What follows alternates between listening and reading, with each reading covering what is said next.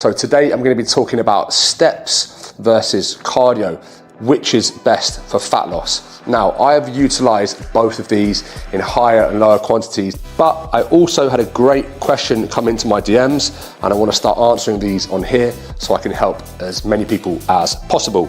It says, "Hi Max, I was wondering if you could advise. I am very busy and don't have time to train, do cardio and do steps all in a day. Is there one you would recommend over the other one in terms of importance? Thanks, love your videos." Cool, thank you. So, is there anyone that I recommend more? Now, first things first, training comes first. I know that's off topic, but I'm hoping that we are resistance training a few times a week, and then we're looking to what do we do with our cardio and our steps to lose body fat. We know we have to be in a caloric deficit. There has to be caloric restriction to lose body fat. If you're eating 5,000 calories a day, you can walk 20,000 steps a day, do an hour's cardio a day, you're gonna get so fat. Doesn't work like that. We need to be in a caloric deficit, okay? And cardio and steps are simply tools in our fat loss toolbox to lose body fat. So which is more important and why? Remember, resistance training is number one. That's already being done multiple times a week, okay? Now, steps. We all know our 10,000 steps a day to burn fat. You can walk yourself lean. The pros of steps, they're very easy to do, okay? They don't make you hungry. You're not gonna get injured doing them. And anyone can do it, whether you're very, very big or you're very, very small, okay? The entry level is anybody can do it. Now, the cons of steps is simply time. If you're a husband, a wife, a mother, a busy CEO, you haven't just got time to pop out and do 3 hours of walking a day, okay? In terms of calories burned, we're looking at between 30 and 50 calories burned per 1,000 steps. If you're a small female, around 30 calories. If you're a bigger male, around 50 calories a day. So, you know, the golden 10,000 steps, we're looking at an extra 300 to 500 calories burnt per day.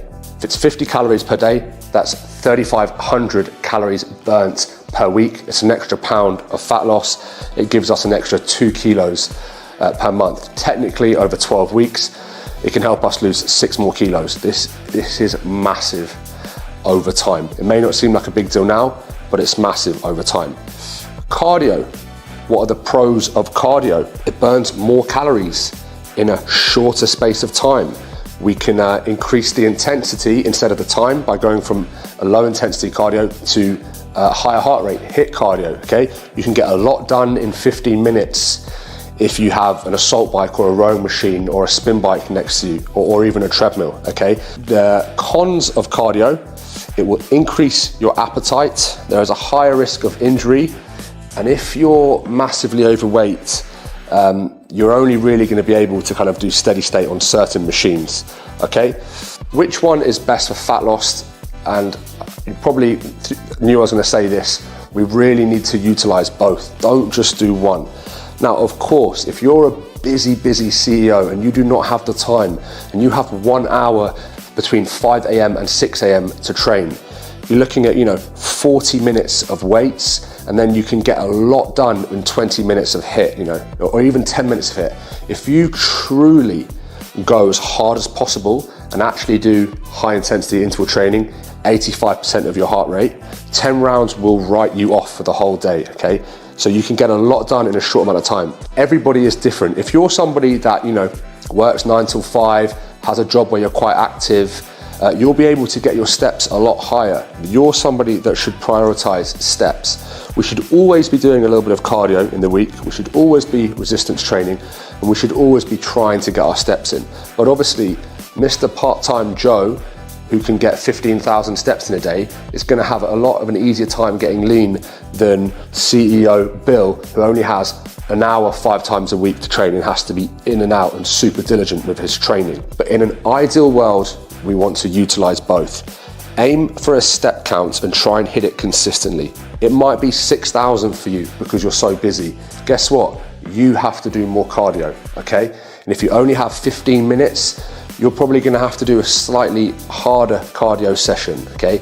If you're somebody that only works 3 or 4 days a week or finishes at 5 o'clock, you should still be aiming for a decent step count per day, the higher the better, obviously, and you should maybe be doing some steady state cardio, maybe a 30-minute session a few times a week. Both of these, 15 minutes of HIIT, 30 minutes of cardio, 45 spin, 10,000 steps, they all just burn calories.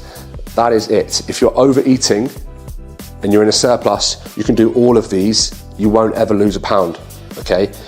We have to match this with a deficit to sit under our maintenance, and then these things really come into play and we'll start to get leaner and leaner over time. So to summarize, we want to do both. Hit a step target and try and stick with it.